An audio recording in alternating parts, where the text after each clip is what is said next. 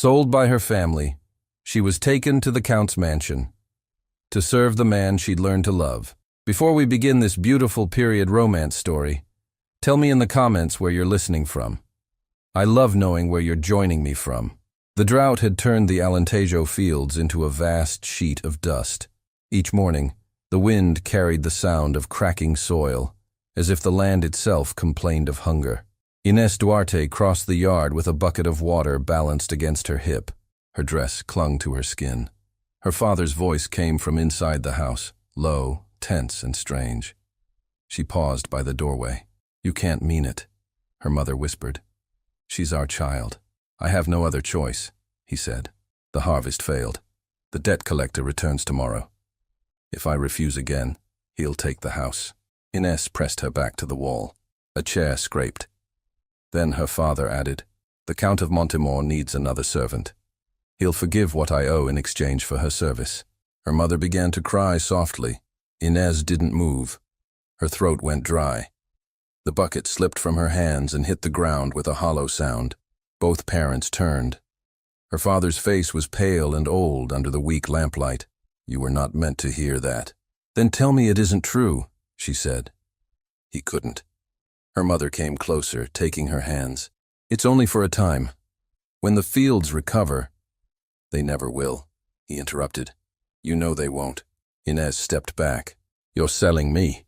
Her father's lips tightened. "I'm saving what's left of us." She wanted to run, but there was nowhere to go. The neighbors had nothing. The church had less. Even the riverbed near the mill had gone dry. That night, she sat awake beside her younger brother, who slept without knowing anything. Her mother prepared a small bundle, a dress, a shawl, a comb. Nothing more.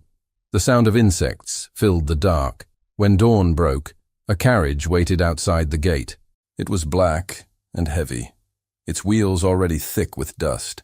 The driver wore the Count's colors and avoided her eyes. Her mother kissed her forehead. "Be respectful, Inés. Work hard. Write if they allow you." Her father only nodded once. "This is the only way." Inés climbed inside without looking back. The road wound through empty fields. Hours passed in silence. She tried to count the turns to keep her mind busy, but soon lost track. Each jolt of the carriage made her heart jump. The driver spoke suddenly. "You're lucky, girl. The Count feeds his people well." She looked up. "You know him?" "Not well. No one does. He doesn't talk much. Keeps to himself." "Why does he need another servant?" He shrugged. "Ask the housekeeper. I just drive." They passed through a small village. Children stopped playing to stare at the carriage. Women at the fountain whispered and crossed themselves. By afternoon, clouds gathered but gave no rain. The hills grew steeper, and vineyards appeared, dry vines curling around empty posts. A flock of birds startled as they entered a long avenue lined with cypress trees. At the end stood the mansion. Montemor Manor rose grey against the pale sky, its shutters closed, its gardens overgrown. The driver opened the door. "This is it." Inés stepped down. The air smelled faintly of smoke and lavender. A woman waited on the steps, a tall figure in black with a chain of keys at her waist. "You are the new maid?" she asked. "Yes, señora." "Dona Branca," the woman said, turning toward the door. "Follow me. Speak little. Work well. The Count dislikes noise." Inside, the air was cool and dim. Inés caught glimpses of marble floors, tall windows, and portraits darkened by age. Every sound seemed too loud. Dona Branca led her through a narrow corridor to a small room near the servants' quarters. "You will sleep here. Supper is at sunset. Wake before dawn. There is much to do." "Yes, señora." As soon as the door closed, Inés sat on the narrow bed. The walls were bare. A single candle flickered on the table. She opened her bundle and placed her few things inside a wooden drawer. From somewhere above came a faint echo. Slow footsteps crossing a floor, then silence. At supper, the servants spoke in low voices. An older woman whispered, "He hasn't left the study in 2 days." A boy polishing silver nodded. "He walks the halls at night. Always alone." Inés listened without comment. Donna Branca served the soup. You'll begin in the East Wing tomorrow. No questions, no wandering. After eating, Inez returned to her room. She tried to pray but couldn't find the words. The candle burned low, then came the sound again. Footsteps above her ceiling, steady, unhurried. She held her breath. The door to her room creaked. She turned sharply. A tall man stood there, framed by the dim light of the corridor. His hair was dark, his expression unreadable. He carried a candle that cast shadows across his face. Inez rose quickly. "My lord?" He didn't answer. His gaze moved from her face to the small bundle on the table, then back to her eyes. "I am your new maid," she said softly. "I know." His voice was deep, calm, distant. He studied her another moment. "What is your name?" he asked. "Inez Duarte, my lord." A faint flicker crossed his face, something like surprise or recognition, but it vanished at once. "You'll find this house quiet," he said. "Keep it that way." "Yes, my lord." He turned to leave, then paused at the doorway. "Do not fear the silence. It keeps company better than words." She didn't know what to reply. He disappeared into the corridor, and his footsteps faded. When she finally lay down, sleep did not come easily. The candle had burned out, but the moonlight entered through the small window, silvering the floor. Hours passed. Somewhere in the distance, a door opened with a soft creak. Inez listened. The sound came again, measured steps along the corridor. She rose quietly and went to the window. The courtyard below was empty, the fountain dry. Then she looked up, toward the upper balcony. A figure stood there, still as a statue, watching her from the shadows. It was the Count. Morning came gray and cool. The courtyard was still wet with dew when Inez stepped outside carrying a basket of linens. She tried not to look up at the balcony where the Count had stood the night before. Maybe she had imagined him. Maybe the light had deceived her. Donna Branca's voice cut through the quiet. "Move faster, girl. The East Wing must be ready before noon." "Yes, senora." The East Wing was a long corridor lined with tall doors. The air smelled faintly of dust and candle wax. Inez scrubbed, swept, polished until her hands ached. The other servants passed in silence. Only one, a small boy who carried firewood, dared to speak to her. "Don't go near the west side," he whispered. "Nobody goes there." "Why not?" she asked. He looked around before answering. "The Count doesn't allow it. It's where she lived." "She?" "The Countess," he said, lowering his voice. "She died there." Donna Branca appeared behind them. "What are you two murmuring about?" "Nothing, senora," Inez said quickly. The boy ran off, and the housekeeper glared. "You'll do better to keep to your work. Curiosity is poison in this house." "Yes, senora." By afternoon, the heat grew heavy.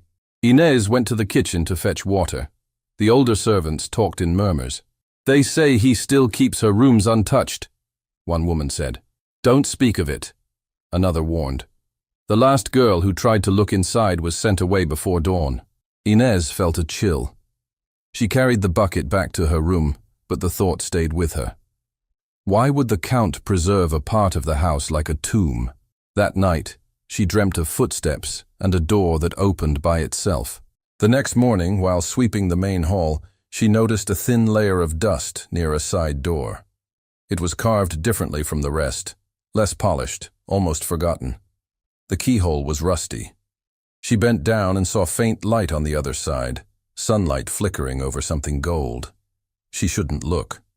Donna Branca's warning echoed in her head, yet her hand moved toward the handle. The door creaked softly and gave way. Inside was a corridor thick with silence. The windows were covered with white sheets that glowed like ghosts in the dim light. Dust motes floated in the air. She stepped inside. On a small table lay a vase with dried roses. Above it hung a portrait, a woman in a pale dress, her expression serene, her eyes dark. Inez froze. The face in the painting looked like hers. A cold wave passed through her.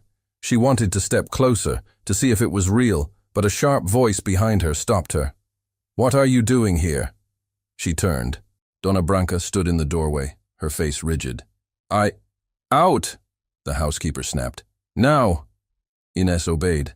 Her heart raced as she crossed the threshold. The door slammed behind her. The housekeeper's eyes were fierce. "You were told never to enter this wing." "I didn't mean to—" "Do not lie. You meant to look. They all do." She paused, lowering her voice.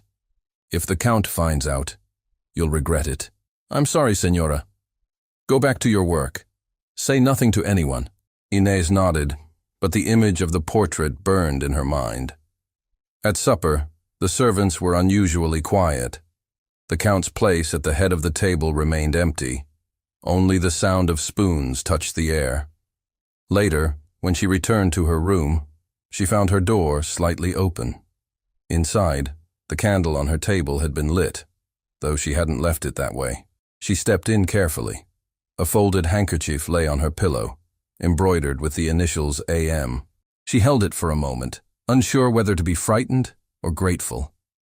The next morning, she woke before dawn to the sound of footsteps in the corridor. When she opened her door, she saw the Count walking toward the main staircase. He stopped when he saw her. "You rise early," he said. "I was on my way to the kitchen, my lord." He looked at her for a moment. "The servants say you work hard." "Thank you, my lord." His gaze drifted toward the corridor behind her. "You went into the West Wing yesterday." She froze. "I only stepped inside for a moment. I didn't mean any harm." He studied her face. "Curiosity is a dangerous thing in old houses." "Yes, my lord." His tone softened slightly. "Did you see her portrait?" She hesitated. "Yes." He turned away. "Then you understand why that part of the house remains closed." "I don't," she said quietly. She was beautiful. He glanced back at her, surprised by her courage. Beauty is not always kind. Some memories are better left untouched. He walked away before she could answer. For days afterward he avoided her. The house seemed heavier, the air thicker. The servants spoke less. Inez buried herself in work, but the thought of the portrait never left her. One afternoon, rain began to fall for the first time in months. She stood by a window, watching drops hit the dry earth. The Count's voice startled her. "You miss your home?" She turned. He stood near the doorway, his coat unbuttoned, his expression unreadable. "Yes, my lord, but it feels far away now. Distance can be a mercy," he said, "when one cannot return."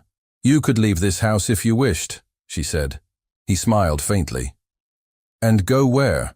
A man cannot run from himself." She didn't know what to say. He moved closer, his gaze drawn to the rain outside.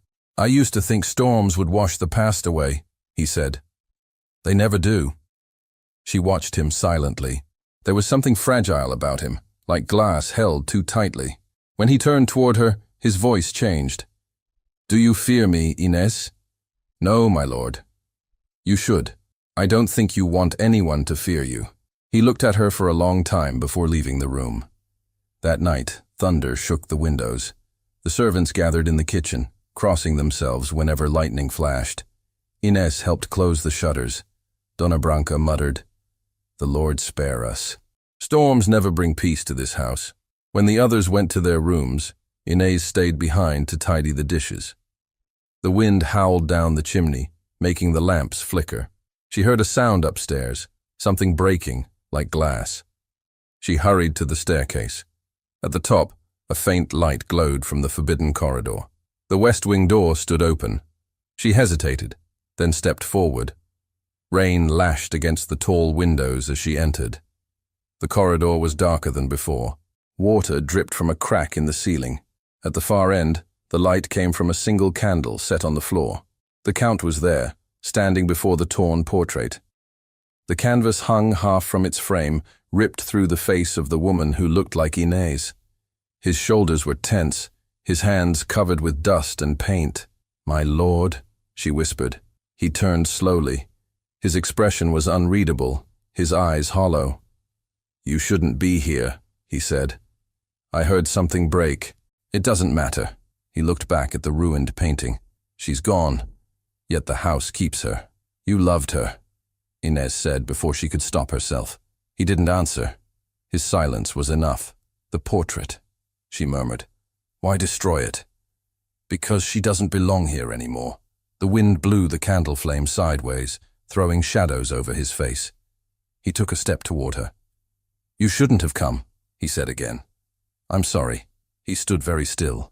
For a moment, it seemed he would say something more, but instead, he turned his back and faced the torn canvas. "Go," he said quietly.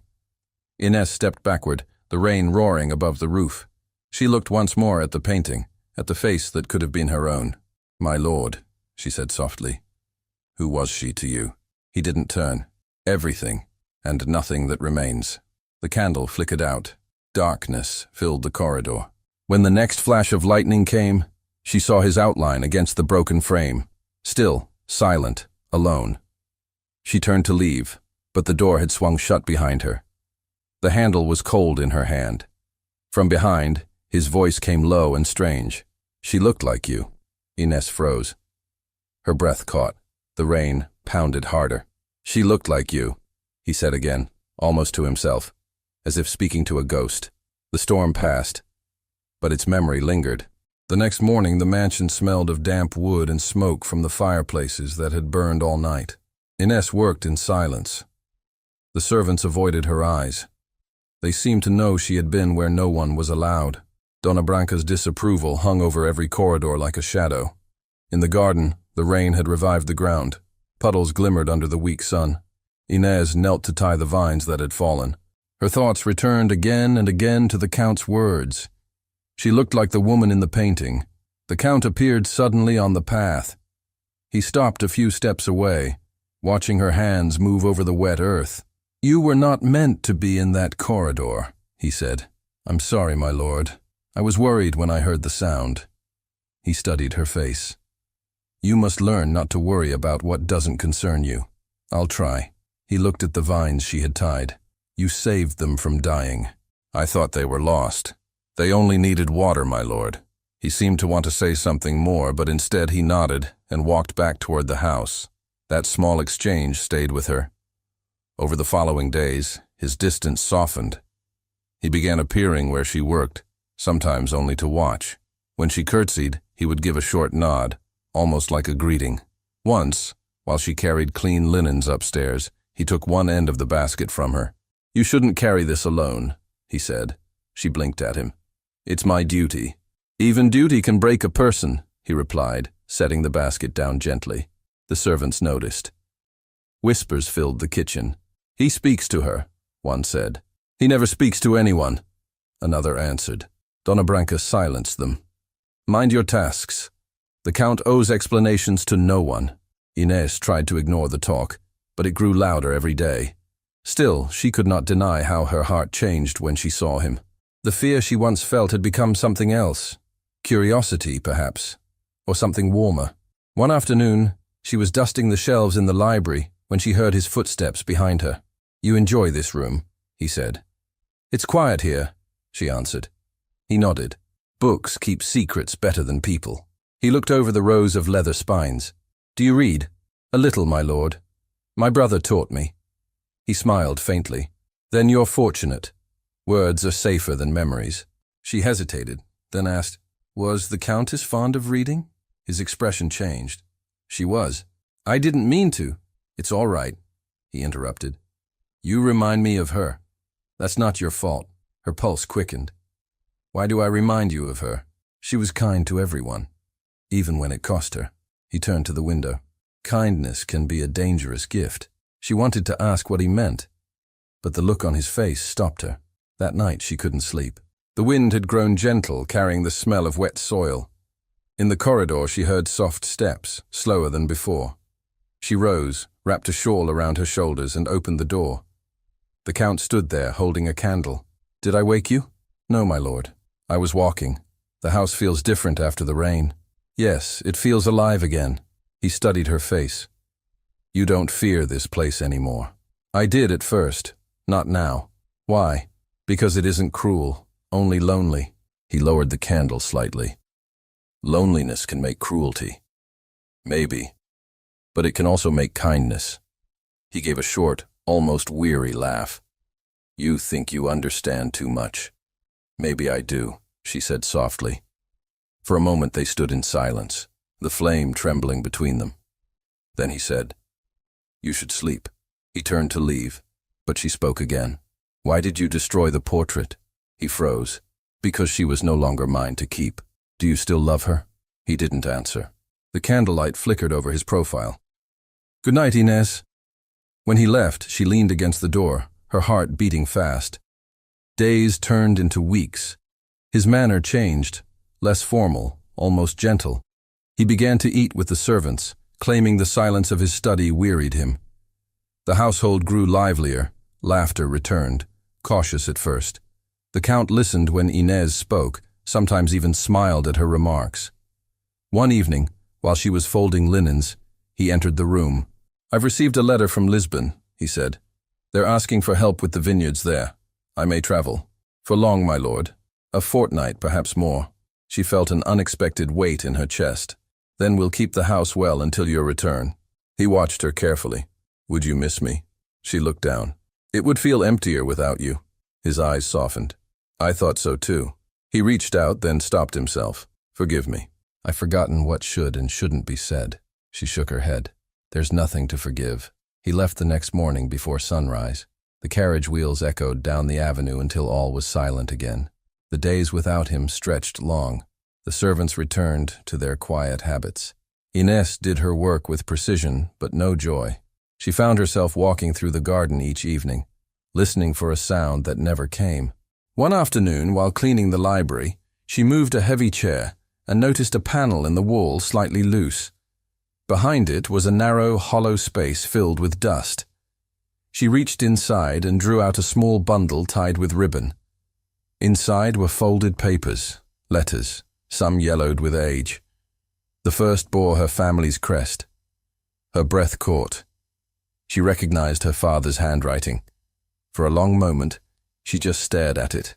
Then she hid the letters under her apron and slipped back to her room. Her hands shook as she broke the seal. The letter was short. It spoke of debt, of gratitude owed to the Count for favors done long ago, and of an arrangement made to settle what could never be repaid. "Our daughter Inez," her father had written, "will serve in your house as proof of our good faith and remembrance of the past promise between our families." She read it twice, unable to breathe. What promise? What could her family owe him beyond money? She opened the next page, a second letter in the same hand. It mentioned her mother, Ana Duarte, who had once worked for the Count's household in her youth, before marrying her father. There were words of sorrow, of a promise the Count had made to care for the woman's family if ever they fell into need. Inez sat motionless. Her mother had spoken little of her youth, only that she once served a noble house. Could it have been this one? The door creaked. She stuffed the letters under the pillow. Dona Branca stood in the doorway. "What are you hiding?" "Nothing, Senora." The housekeeper's eyes narrowed. "The Count will not like lies. I swear it's nothing wrong." Dona Branca studied her a moment longer. "Keep your secrets then. But remember, this house hears everything." She left, closing the door harder than necessary. Inez waited until her footsteps faded, before taking the letters again.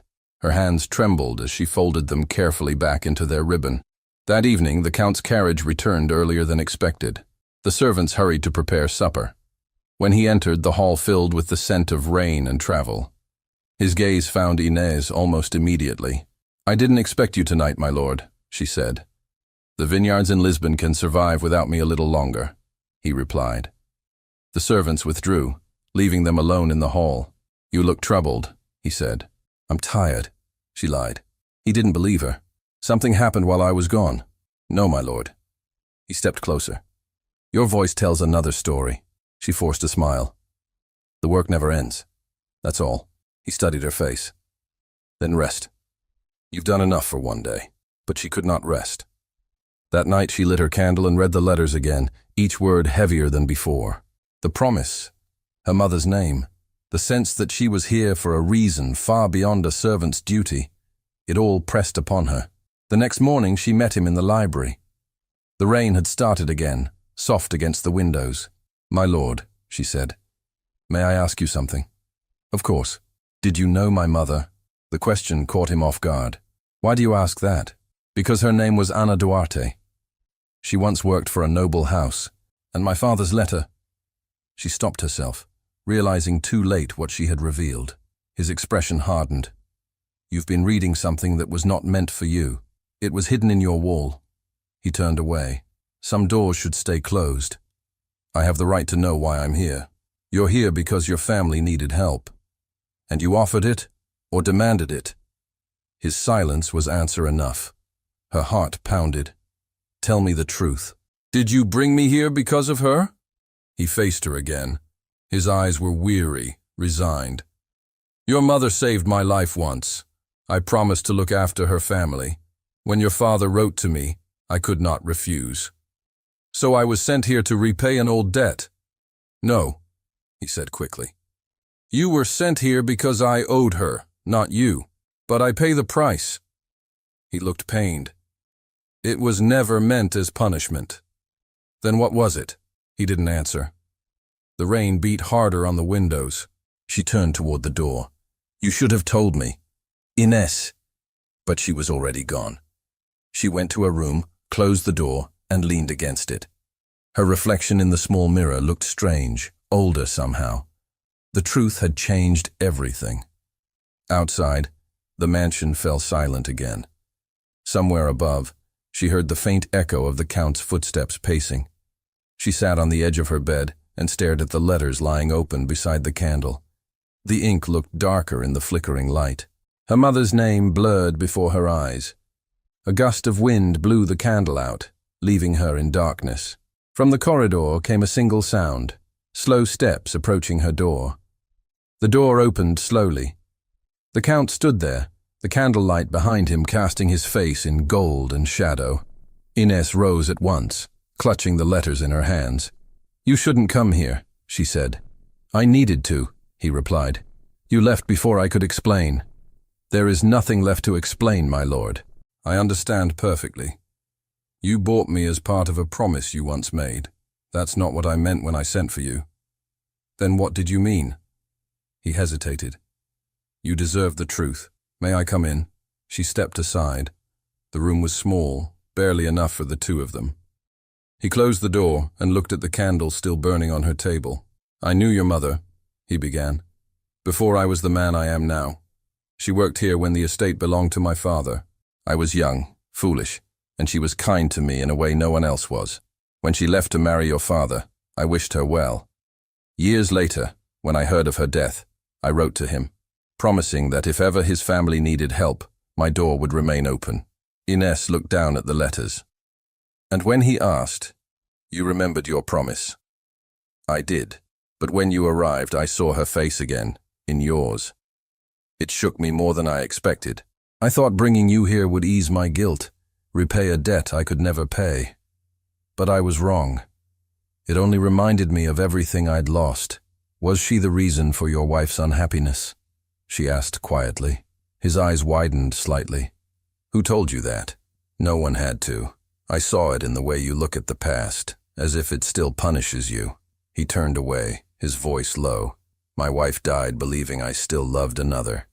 She was not wrong, not entirely. I thought time had buried that part of me. But when you came, the resemblance, it woke things better left asleep." Inés's throat tightened. "Then I was never meant to be myself. Only a reminder." "No," he said firmly. "That's what I feared at first. But you're not her, Inés. You're nothing like her. You're stronger, quieter. You listen when others turn away. You make this house breathe again." The words fell softly between them. She felt her voice shake. "You shouldn't say that." "I must, because I can't keep pretending I feel nothing. You've brought light into a place I thought was beyond it." Inés stepped back. "You speak of gratitude, not affection." He shook his head. "Gratitude fades. What I feel does not." Silence filled the small room.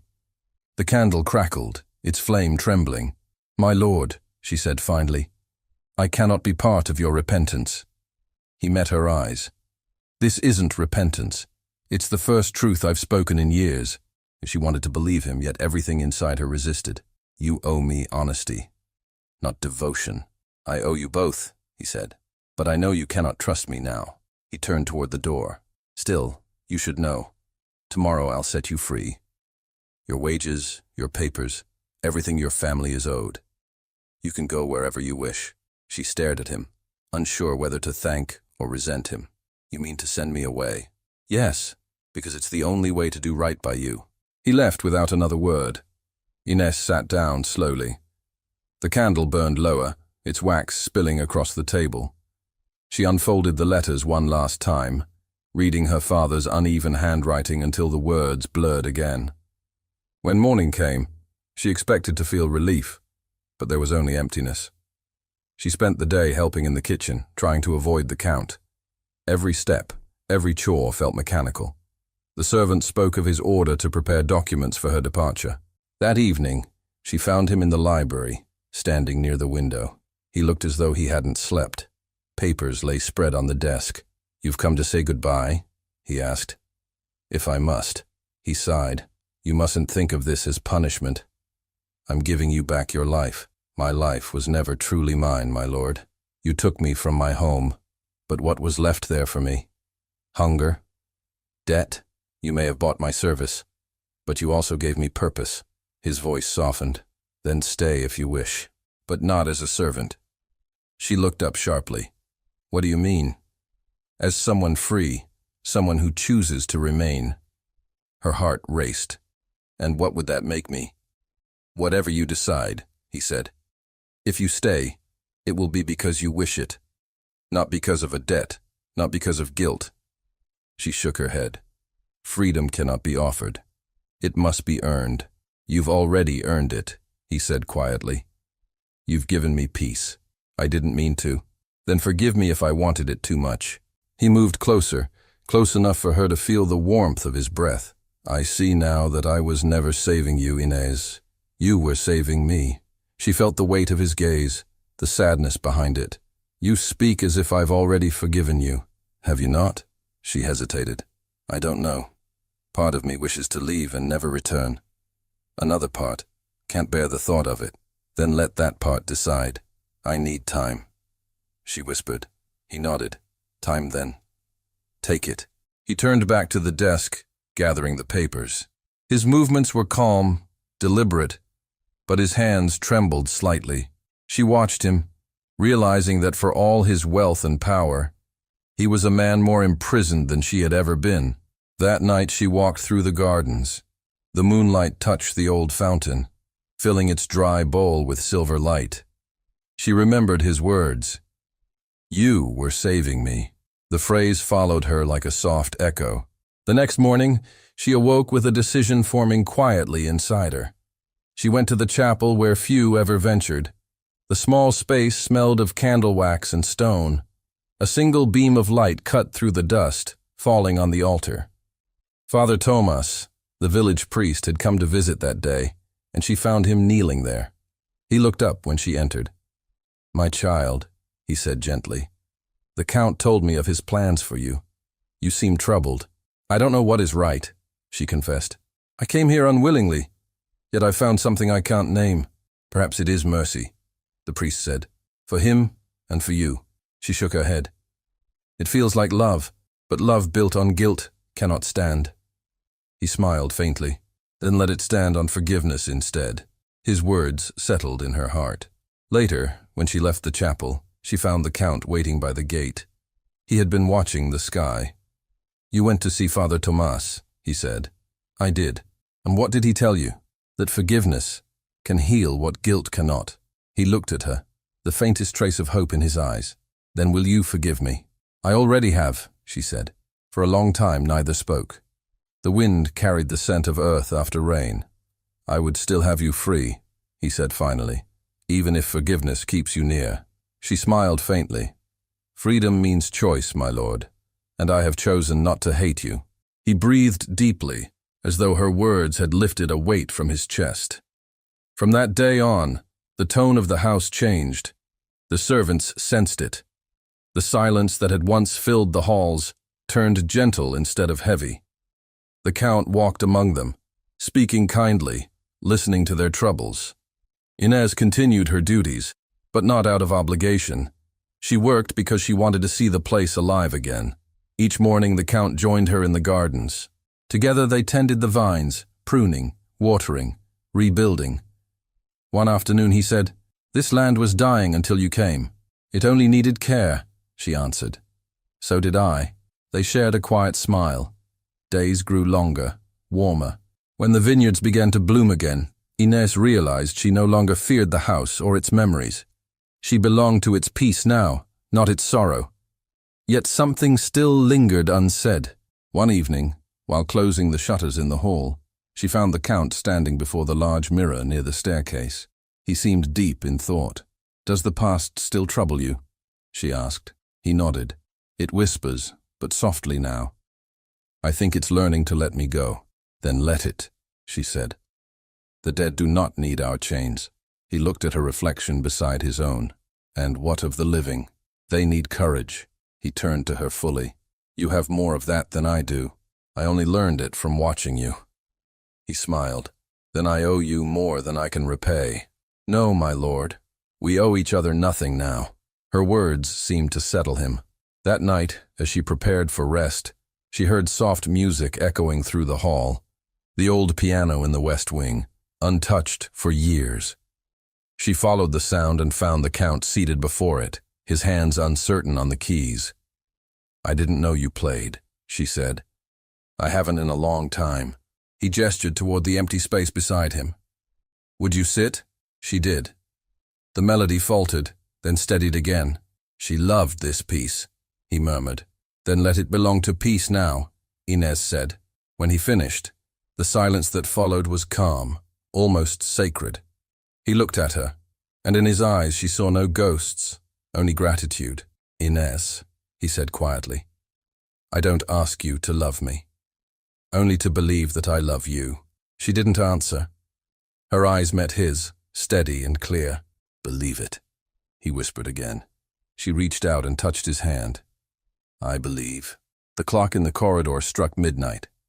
The last note of the piano faded into stillness. For the first time in years, the mansion slept without sorrow. Outside, the sky began to lighten, a pale promise of morning. Spring came early that year.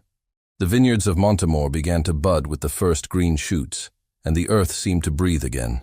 Every morning the servants worked among the rows while birds filled the sky. Inés walked through the garden carrying a basket of cut flowers, her dress brushing the wet grass. She had never known the estate so full of sound and life. The Count joined her near the old fountain. His coat was open, his hands bare of gloves. "You've made this place alive again," he said.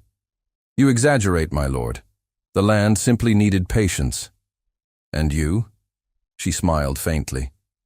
"I needed forgiveness." He looked at her for a long time. "You found it." "Yes. In you. In myself." They began walking toward the chapel. Along the way, the Count stopped to watch the workers tending the vines. "They say the harvest will be good this year," he said. "The first in many seasons. It feels like a new beginning." He nodded. "Would you stay to see it?" She turned to him. "You said I was free to go." "I did.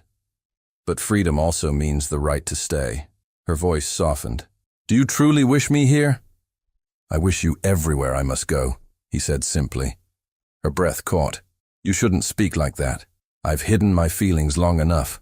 The house knows, the servants whisper, and still you walk beside me every morning. Tell me, Inés, why do you stay?" "Because this is where I learned to live again," she said. "Because you are not the man the world believes you to be." He smiled, a quiet, almost disbelieving smile. "What kind of man am I then?" "One who has suffered and still chooses kindness." He took a slow breath, as if her words steadied him. "I want to ask something of you, but only if you can answer with your heart." "What is it?" He hesitated, then spoke softly.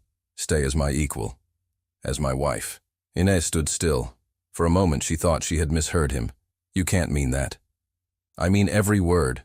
My lord, call me Afonso," he said. She stared at him, her pulse racing. "A marriage between us would cause talk. The world would not understand. The world has never given me peace. I no longer owe it anything. What I owe is to the woman who gave me back my life." Her voice trembled. "Do you love me? Or do you love what I remind you of?" He reached for her hand. "You have nothing of the past in you. You are the only future I can see." The weight of his sincerity left her speechless. The garden around them seemed to fade until only their voices remained. "I don't know if I'm ready for such a life," she said at last. "Neither was I," he answered. "But love doesn't wait for readiness. It asks for courage." She looked down at their joined hands, then slowly lifted her gaze. "Then you already know my answer." He searched her eyes. "Say it." "Yes," she whispered. "Yes, I'll stay." He let out a breath he hadn't realized he'd been holding and drew her into his arms. For the first time in years, he smiled without restraint. They stood that way for a long while, neither speaking.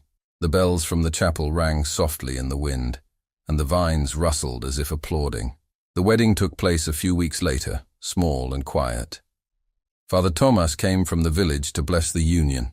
The servants filled the chapel benches, their faces bright with surprise and joy. Inés wore a simple gown of white linen, and the Count, Afonso, stood beside her, his eyes never leaving hers. When the priest asked for their vows, Afonso's voice was clear. "Before this house, before God, and before the woman who saved my soul, I promise to cherish her above all else." Inés's reply came soft but steady. "Before all who see and those unseen, I promise to walk beside him, not behind." When the ceremony ended, the bells rang louder. Laughter broke through the halls for the first time in years. The servants decorated the tables with flowers from the garden, and the smell of bread and sweet wine filled the air. Later, as the evening cooled, Afonso led Inés to the balcony overlooking the vineyards. The sun was setting, turning the land gold. "Do you hear that?" he asked. "The wind?" "No. Life returning." She smiled. It never truly left. It was only waiting. He touched her cheek gently. "Do you regret staying?" "Not for a heartbeat." He drew her close, his forehead against hers. "When I first saw you, I thought fate was cruel. Now I see it was mercy in disguise." "You still believe in mercy?" "I do, because you taught me how." They fell into silence, watching the last light fade behind the hills. When night came, music rose from the courtyard, violins, flutes, a drum beating softly. The servants danced, calling for their lord and lady to join them. Afonso extended his hand. "May I?" Inés laughed. "I've never danced in such company." "Then tonight will be your first." They stepped into the courtyard. The servants cheered. Afonso guided her through the steps, slow and graceful, his hand firm at her waist. Her laughter mixed with the music. Around them, candles flickered like stars. "You dance as if you've waited for this all your life," she said. "Perhaps I have." When the music ended, he didn't let go of her hand. He led her through the garden to the old fountain where they had first spoken months before. Water now flowed through it again, glimmering under the moonlight. "You fixed it," she said. "We fixed it," he replied, together. The sound of water filled the quiet. He turned to her. "This place once reminded me of loss. Now it reminds me of beginnings." She touched his arm. "Every wound can bloom again if tended with care. You speak like a poet." "I speak like a woman who finally feels safe," he smiled. "Then this is home." She nodded. "Home." They walked back toward the house, the windows glowing with warm light. In the doorway he paused. "Do you remember the night you arrived? You looked out that window, and I stood watching from the balcony. I remember. I was afraid." "So was I," he admitted. "Afraid of what I saw. And what did you see?" "Hope," he said simply. She felt tears rise, but held them back. "You're not the man I met that night." "No," he said. "You changed me." She placed her hand on his chest, feeling the steady rhythm beneath her palm. "And you taught me that even the broken can be kind." He kissed her forehead. "If I ever forget, remind me." "You'll never forget." In the days that followed, they worked side by side to restore the estate. The workers returned from nearby villages, new vines were planted, and laughter echoed from the kitchens to the fields. The people began to call Inés the Lady of the Vines. She treated everyone with the same quiet dignity she had known as a servant. One morning, as they walked through the vineyards, she stopped to watch the sunrise over the hills. "Do you ever wonder what would have happened if my father had never sent me here?" she asked. Afonso thought for a moment. "I'd still be living among ghosts. You'd still be dreaming of a life beyond the fields. We'd both be waiting for something we couldn't name. Then perhaps we were meant to find each other in loss. Or in grace, he said. She smiled. Grace, then. He bent and kissed her gently.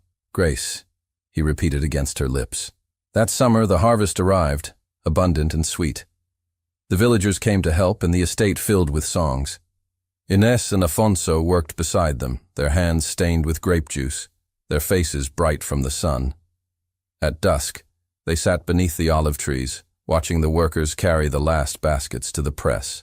Afonso said quietly, "Do you remember the first day I saw you in the fields? You carried water as if it weighed nothing. And you carried sorrow as if it weighed everything," she answered. He laughed softly. "You've a sharp tongue for a countess. I was a farm girl first, and that's exactly why I love you." She leaned her head on his shoulder. "Say it again. I love you," he whispered. The sound settled between them, simple and final. That night the whole estate celebrated the harvest. Torches lined the courtyard, music echoed, and the scent of grapes and bread filled the air. Inés wore a garland of vines in her hair. Afonso lifted a cup of new wine and spoke to those gathered. "This land was once barren," he said. "Now it bears fruit again, as do our hearts. Let this house stand not for sorrow, but for renewal." Cheers rose around them. Inés's eyes shone with quiet pride. When the music began again, Afonso led her away from the crowd to the upper balcony. The night was clear, the stars sharp above the hills. "I thought I'd lost the right to happiness," he said. "But it waited for me in your hands. You make happiness sound fragile." "It is," he said. "That's why it must be guarded." "Then we'll guard it together." He looked at her, his voice low. "I still wake sometimes thinking this is a dream. Then let it be one we never end." He smiled, drawing her close. "When I look at you, I see everything I was meant to find." "And what do you see?" "Home," he said again. The night breeze lifted her hair. Below them, laughter drifted from the courtyard, the sound of a world reborn. She rested her hand against his cheek. "Do you remember when you told me silence keeps better company than words?" He nodded. "I remember. You were wrong. What keeps better company then?" "Love," she said. He kissed her. The vineyard bells rang in the distance, the final note of the harvest feast rising into the night. The mansion that had once been a place of shadows now glowed with light. And in the center of it, they stood together, no longer master and servant, but two souls who had chosen each other freely. And as dawn began to touch the sky, Afonso whispered her name like a prayer, and Inés answered with a quiet laugh that promised a lifetime. Thank you so much for listening to this story all the way to the end. We hope it moved you as much as it moved us while telling it. We'd love to hear your thoughts. Leave us a comment telling us where you're listening from and what you liked the most. Rate this story from 0 to 10. What score would you give it?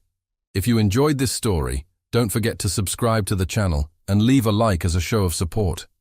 That really motivates us to keep creating and sharing more stories full of emotion and life lessons. And before we go, we want to remind you that an exciting and heartwarming story recommendation will appear on the final screen. If you'd like to enjoy it, just click on the video. Thank you once again for being here, and we'll see you in the next story.